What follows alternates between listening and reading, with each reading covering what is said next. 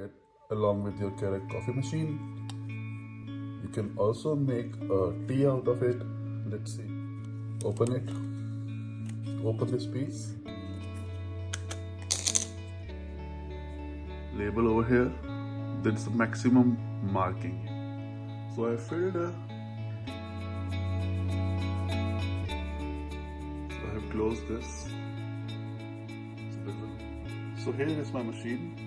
So what I need to do is now remove this container from your machine, and you need to put this like the shape.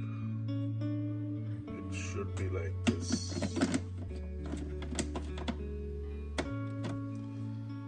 Let's see, it's getting close. Yes, it's getting close. So I have selected strength max, temperature max, 10 ounce. Put some milk according to my taste, like how much I want. And your tea is ready. Like if you need a sugar, add sugar.